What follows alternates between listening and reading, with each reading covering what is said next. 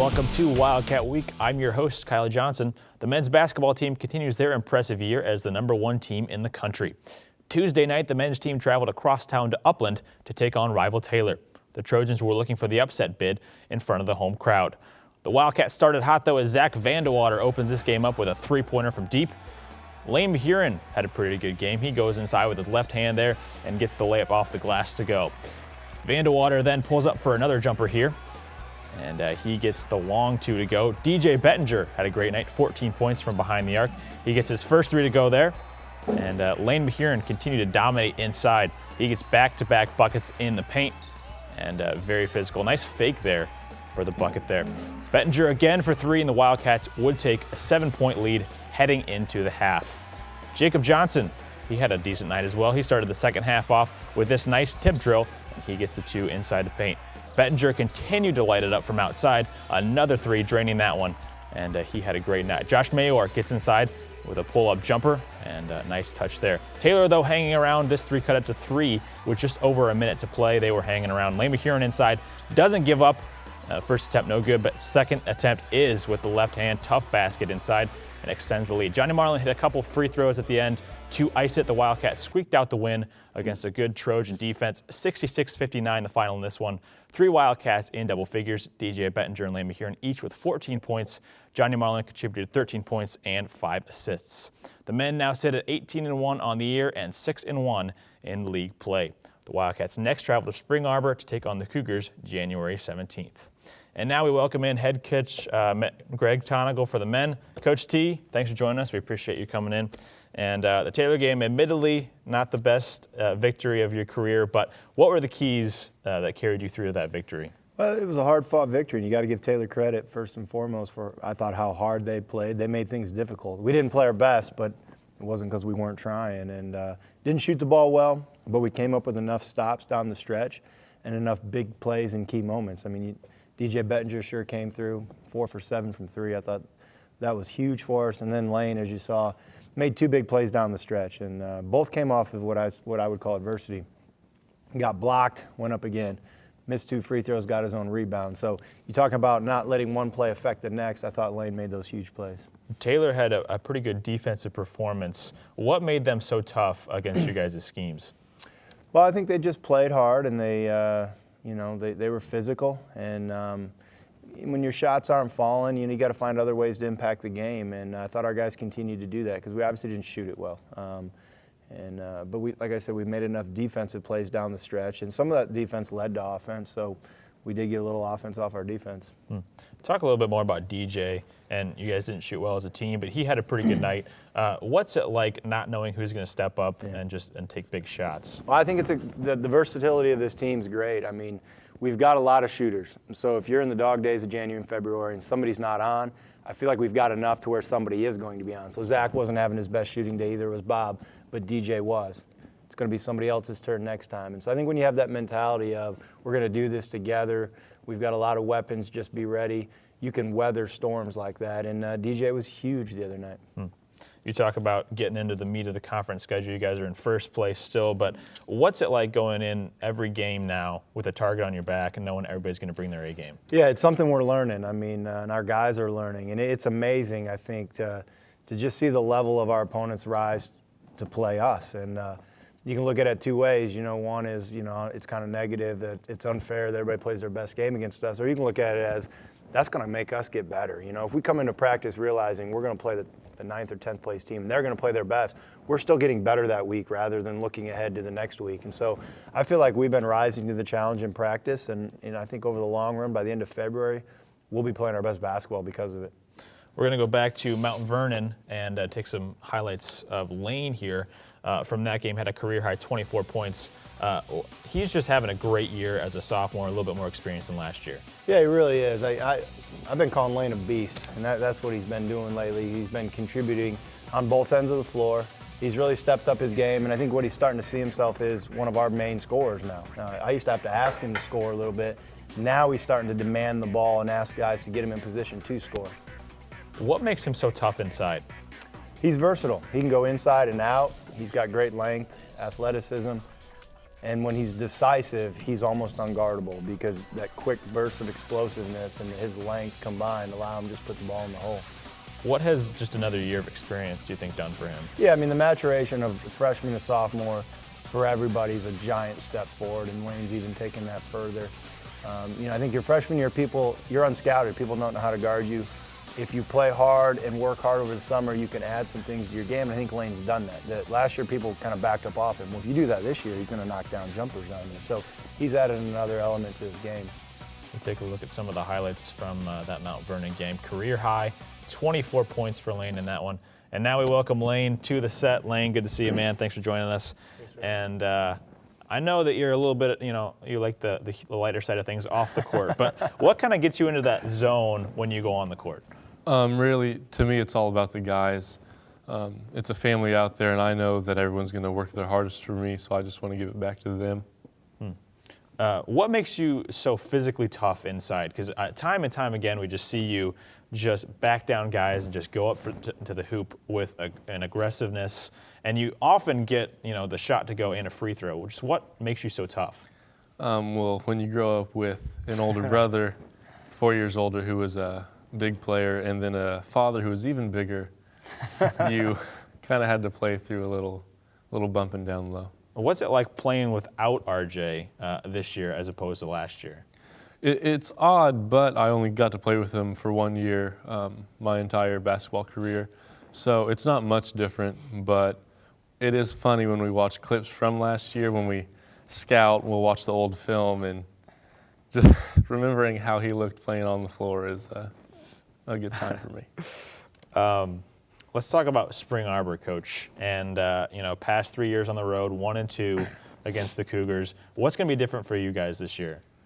Well, we're going to have to shoot the ball better, and I think last year we kind of broke out of that Spring Arbor slump, and we shot it very well. And so our guys are ready for the challenge. We just had a little scouting report time, and we met and talked, and just to see our guys ready to get after it. I think a lot of teams right now maybe aren't looking forward to practice or not looking forward to the next time that we're going to get after it. But our guys, it can't come soon enough because they want to get better, and they've got this attitude of learning right now, and hopefully that we take that into Spring Arbor. Lane, take us a little bit behind the scenes. I've been able to be with you guys kind of in the locker room and stuff. What makes this team just so special that you guys have that attitude towards games? No matter what happens in the game or what happens in practice, there's always someone who wants to lead some type of revival on the team. If we start losing our heart, start to get down on ourselves, someone will pick it back up. If we think that something is spiritually wrong with the team, either the coaches or one of our great seniors will come together and call together something to review it and fix whatever is wrong with the team. For us, it doesn't really start on the court. It starts out in the locker room and starts with worship for us. So I think getting better off the court leads us to get better onto the court. Coach Tonigal, Lane, thanks so much for joining us. Really appreciate it. Good luck on Saturday against the Cougars. We'll be watching from way back here in Marion, Indiana. And when we come back, the women's head coach, Steve Brooks, will be joining us to talk about the Lady Wildcats' recent winning efforts. That's next on Wildcat Week.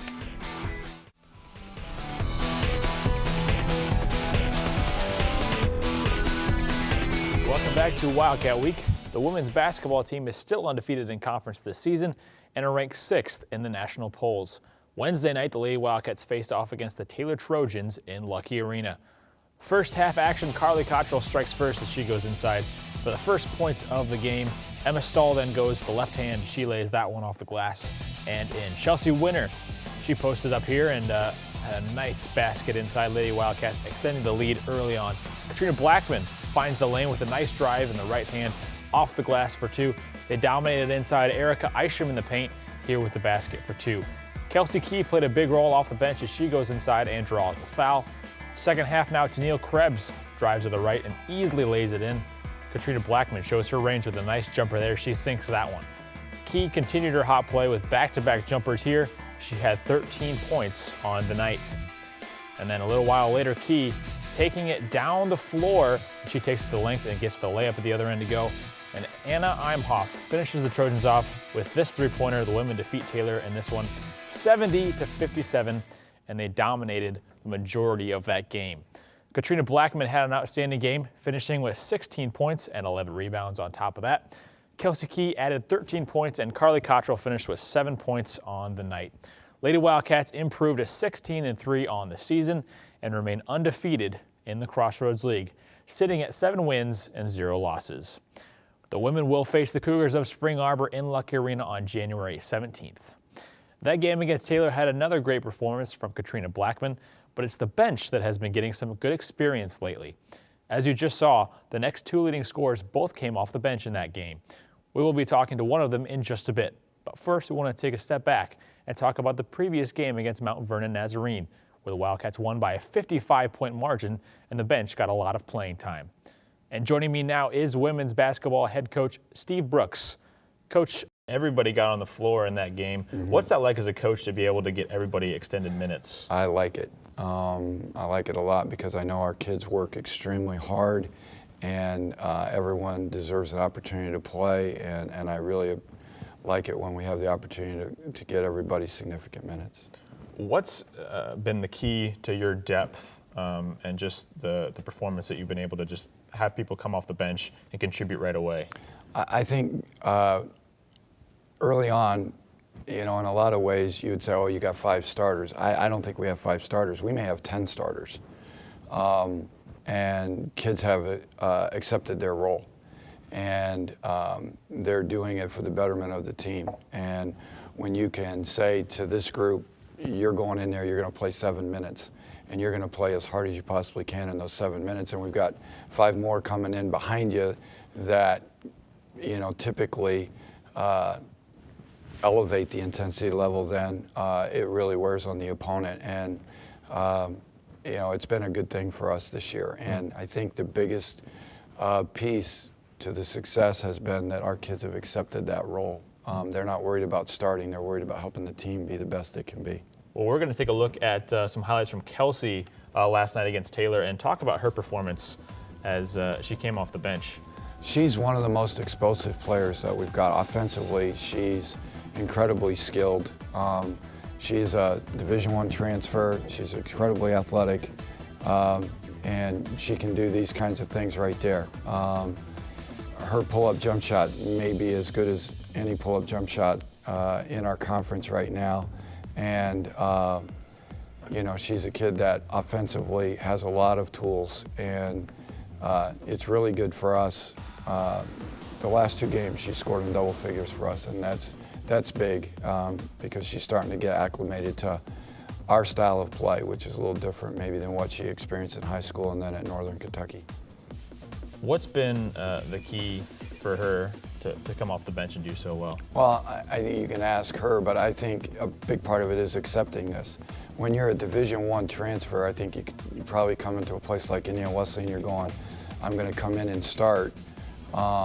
She hasn't been worried about that. What she's been worried about is coming in and contributing, and the starting side of this thing will happen. It's going to happen sooner than later. And but she has done a great job fitting in and being an important part of how we're doing what we're doing right now. And again, I said Katrina loves to win, hates to lose. This one hates to lose at anything. So I think what she wants to try to do is really contribute, and she's not caught up in all the other stuff, and that's a blessing. Well, Kelsey, welcome to the set. We're glad to have you on, and thanks for joining us. What's been your mindset coming from a Division I school here? I just really like being able to contribute. Like, everyone on our team's so talented. There's no, I don't know, we just have a lot of fun playing together. So just coming here and being able to be a part of a team that everyone gets to contribute and, everyone wants to go out and win every night. It's been a lot of fun. You talk about contributing and off the bench and stuff. What's been the difference in sharing the ball with you guys this season? Because you do that so well, and it seems like everybody gets in double figures, at least once during the season. So what's that been like for you? It's a lot of fun because you never know who's going to come out for us and have a big game, and that's hard for teams to come out and never know which one of us is going to have a big game. So I don't know. Coach, let's talk about Spring Arbor coming up on Saturday. What's the game plan for them heading into that? Hopefully we're going to play the kind of defense we played in the first half last night, and then the entire game against Mount Vernon. they mirror us in a lot of ways in style of play. Ryan coached at Taylor on the men's side for a while as well, and so we kind of have some of the same philosophical approach to the game, and so we're going to mirror each other. We're going to have to get out and defend. They've got a kid by the name of Townsley that is an incredibly strong offensive player that we're going to have to try to limit. Coach Brooks, Kelsey, thanks so much for joining us. We really appreciate you guys hopping on. Thank Good you. luck on Saturday against Spring Arbor, and best of luck the rest of this year. Thank you. Well, when we come back, we'll reflect on the men's soccer season with Tyrone Martin and see how the Wildcats overcame major adversity on their pathway to success. That's next on Wildcat Week.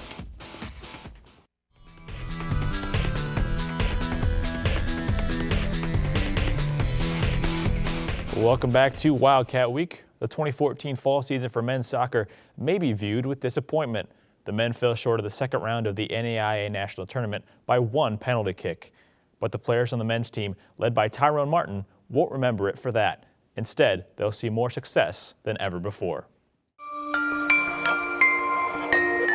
What happens when a team reaches the ultimate goal off the field instead of on it? For senior Tyrone Martin of the IWU men's soccer team, that question sums up his last season as a Wildcat. Martin transferred 2 years ago from sunny San Diego State, but says the 2014 Wildcat squad was something far more special than anything he had previously experienced. Looking back on the season, what stands out to you just looking back on it? Definitely one thing that I saw on this team that I didn't see on my past team was just the brotherhood. And so I believe that that's one thing I want to take, just the brotherhood, the spiritual mentality of pressing into the Lord each and every day as a team. The Wildcats roared this season to number 4 in the national poll, higher than any other team in program history. Is there anything that's a bit of a distraction when it comes to looking at polls for you guys, or was that not even an issue? I don't think it was. I think we definitely took a humble attitude towards it, just moving forward. We saw last season how, top teams can easily lose, so we didn't want to have that pride in that, so we made sure that we were humble consistently and just moving forward towards our goals. Despite only one loss on the year, moving forward was a theme this season. On October 23, 2014, head coach Mark Castro resigned abruptly mid-season after 11 years as head coach. Let's talk about when Coach Castro resigned. It was a very quick thing. What kind of was going through the team's mind at that point? Definitely a lot of emotion, a lot of confusion that we really didn't know what was going on at the time. And so I would say that was the biggest thing, a lot of confusion. It was really self-disclosed, like we really didn't have much information. We just knew that Coach wasn't going to be with us for the remainder of the season. We didn't have any answers at that time of what was happening. The team was shocked, but Martin says the Lord provided and brought in assistant coach Joe Schulman to take over. What was the thing that kind of brought you guys together at that point? Just faith, focusing in on the Lord. We spent a lot of time, in prayer, having devotional, just really pressing into the Lord. He brought Joe in at the right time for us to have a coach to lead the team, and so having that really helped us out, because I don't know where we would have been as a team if we didn't have a head coach like Joe at that time. He really just kept us focused in on what we needed to do, what Coach Castro set forth even before it happened, making sure that we were on top of our athletics, school, work, and everything else. With Schulman at the helm, the team didn't miss a beat, winning the conference without dropping a game and qualifying for nationals. One team stood in their way, a team from California. Vanguard, the last game of the season. Yeah. What was going through your mind, and what were some of the emotions? Oh, that was a tough game. I think that, I'm not sure what the shot total was, but I think we were 20 something, and they were like maybe in the single digits. And it was just a frustrating game in terms of us not putting that ball in the back of the net. We had so many chances, and we didn't capitalize on them. And just moving forward into the whole PK situation, definitely didn't want to be in that situation coming into that game. The Wildcats fell 4-3 in penalty kicks, an upset that would end their historic season and keep them from a chance at winning a national title. What did Coach Schulman say to you guys in the locker room after that Vanguard game? One thing he really impressed on us was that you know, even through these situations, there's something good out of it. You know, whether we see it or not, you know, there's something that we can take from it. And so he just pressed to search for that. Martin had a historic season himself, claiming first-team All-American honors, the first male soccer player in program history to do so. It's one of those things that I look back and I can't fully put it upon myself, but the guys that were around me, you know, each day. So it's just a reminder of how good we were as a team. You know, I wouldn't have been able to be there without, you know, those other guys. So perhaps 2014 wasn't the ultimate success on the field for the Wildcats, but off the field, it was one to remember, and one that Martin won't soon forget. Throughout the season, playing the way we did and representing the Lord the way we did, you know, it just makes me feel good about what this program is about. The men's team will be in action for a few games this spring, but Tyron Martin has played his last game as a Wildcat. We wish him and the team the best of luck in 2015. And that's all we have for you this week. If you have any comments or suggestions about the show, we'd like to hear from you. You can write the station at WIWU-TV, 4201 South Washington Street, Marion, Indiana, 46953. Or you can visit our website at WIWUTV.com to see past episodes and be able to connect with us online. Again, that's WIWUTV.com. We look forward to being back with you next week. For all of us here, thanks for watching.